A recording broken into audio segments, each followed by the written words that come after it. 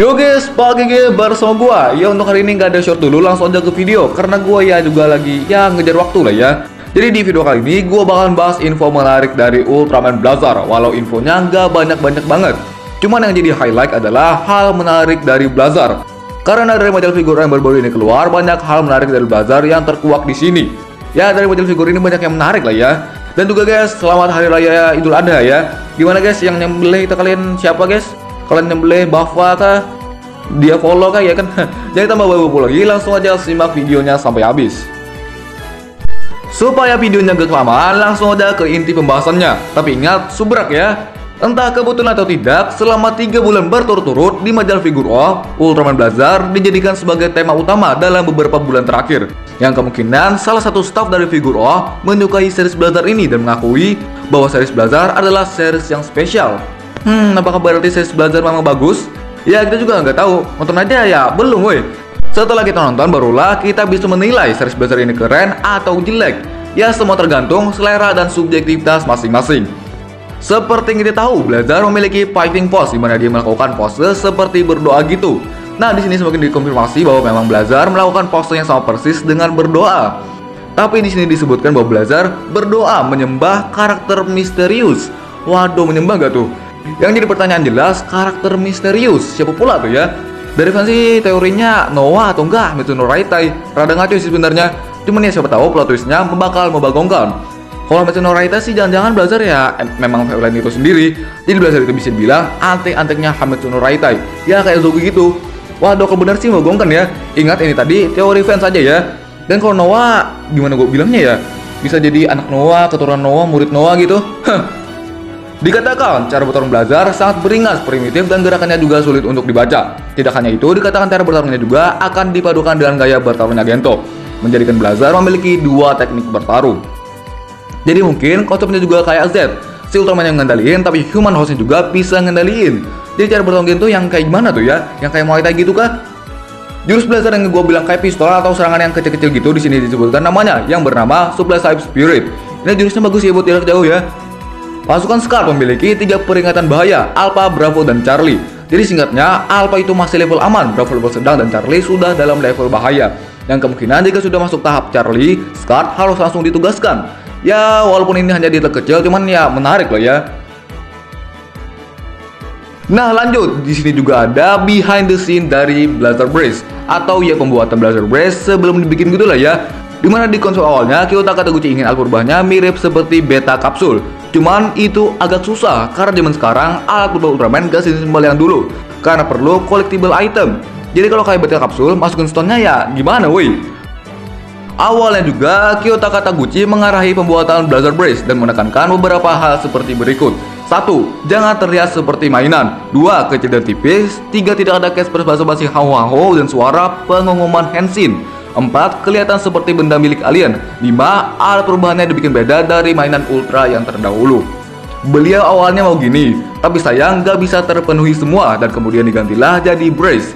Dan ya salah satu yang terpenuhi dari permintaan Kiyotaka Taguchi sebelumnya adalah gak ada catchphrase dan gak ada suara naratornya. Dikatakan juga bahwa pembuatan dan pengerjaan Blazar Brace memakan waktu 6 bulan, 2 kali lebih lama dari alat perubahan Ultraman lainnya. Waduh, lama banget. Berarti Ultraman sebelum-sebelumnya pembuatan alat perubahannya cuma dibikin 2-3 bulan doang. Ini sampai setengah tahun lebih weh. Di sini juga ada konsep awal atau behind the scene pembuatan dari Blazar Stone. Dimana corak kepala atau gambar kepala Ultraman yang ada di Blazar Stone awalnya ingin dibuat menjadi corak atau ukiran color timer Ultraman aja, tapi dibatalkan karena jadi penghambat ada pada Ultraman era Showa, yang dimana color timer mereka hampir sama persis. Karena sama, nanti orang-orang ya bingung ngebedainnya. Yang Ultraman Mbah yang mana, Zopi yang mana. Seven jadinya apa guys? Sebenarnya juga bisa sih kalau dari gue ya color timer, cuma di atas coraknya dikasih nama Ultraman-nya gitu. Atau enggak, di Blazar Stone-nya diberi gambar dada Ultraman itu aja. Lumayan juga kalau dari gue itu ya. Kiyotaka Taguchi juga mengimbau agar bentuknya dapat terlihat realistis dan kecil sebisa mungkin. Maka dari itu dipilihlah tema bahan mineral, yaitu batu. Tema batu di Blazar Stone juga itu dapat banget kalau dari gua. Di bagian samping-sampingnya itu ya, keren sih bentuknya juga random gitu. Ya namanya juga kan ya batu ya kan. Nah selanjutnya di sini ada sinopsis untuk Ultraman Blazar dari episode 1 hingga episode 4 beserta main director dan juga scriptwriter-nya. Episode 1 berjudul First Wave. disutradarai oleh Kyutaka Taguchi dan penulisnya adalah Keigo Koyanagi. Pertarungan monster luar angkasa kelas 50 meter akhirnya muncul di bumi, di mana kerusuhan monster terus terjadi. Hiro Gento yang bergabung dengan pasukan khusus menghadapi krisis putus asa. Di sini nggak ada disinggung soal Blazer sih, jadi mungkin karena di sini ada dikatakan putus asa, bisa aja setelah Gento merasa putus asa, Blazer akan muncul. Di gambarnya juga terdiperlihatkan di tangan Gento sudah ada Blazer Brace. Jadi kita juga nungguin ya gimana cara Gento dan Blazer bergabung. Apa aslinya Gento udah mati? Ya kayak Aza sama Haruki gitu loh ya, mungkin. Episode 2 berjudul The Man Who Founded Scar, masih disutradarai oleh Kyutaka Taguchi dan penulisnya adalah Keigo Koyanagi. Gento ditunjuk sebagai Kapten Scar yang baru didirikan. Gento menuju untuk menemui para anggota, tetapi anggota yang bergabung dengannya adalah anggota dengan kebiasaan dan kebiasaan. Hah? Maksud apa woi? Kebiasaan dan kebiasaan? Translate-nya yang ke arah atau ya emang gini? Ya nggak tau lah. Intinya pada episode ini Gento ditunjuk menjadi Kapten Scar, yang berarti pada episode 2 inilah Scar baru dibentuk. Episode ketiga berjudul Its Name is Urgaron. Director dan penulis masih sama, yaitu Kyutaka Taguchi dan Keigo Koyanagi. Fenomena misterius telah terjadi di negara-negara di seluruh dunia, di mana tangki penyimpanan sumber energi baru telah dikosongkan dalam semalam. Scar memutuskan untuk mengirim Urgaron, dan berarti pada episode inilah Urgaron pertama kali debut. Di episode 4 berjudul Amy the Color Better, disutradarai oleh Takanori Sugimoto dan penulisnya adalah Jun Sugita. Biasanya kalau direkturnya Takanori Sugimoto ada angle-angle kamera yang keren gitu loh ya. Kaiju misterius, Reviera tiba-tiba muncul 3 bulan yang lalu, mencurigai adanya hubungan dengan perusahaan kimia besar. Scar pun mengirim Amy untuk melakukan penyelidikan rahasia. Waduh, Amy bakal nyamar nih ya. Nah, seharusnya cuma sampai situ doang, tapi di sini ada tambahan, di mana di sini menjelaskan tentang Reviera. Molus kaiju Reviera, tinggi 55 meter, berat 30.000 ton. Ciri-ciri Reviera adalah kepala berbentuk kuncup bunga, lengan ramping, dan tubuh pucat. Merupakan sosok yang luar biasa, bahkan jika diserang oleh misil dari pasukan pertahanan, ia dapat pulih seketika dan memiliki kemampuan regenerasi tubuh yang kuat. Fungisida FK1 yang diproduksi oleh perusahaan kimia besar Novio Corporation adalah satu-satunya penanggulangan, tetapi tidak cukup untuk mengalahkan monster tersebut.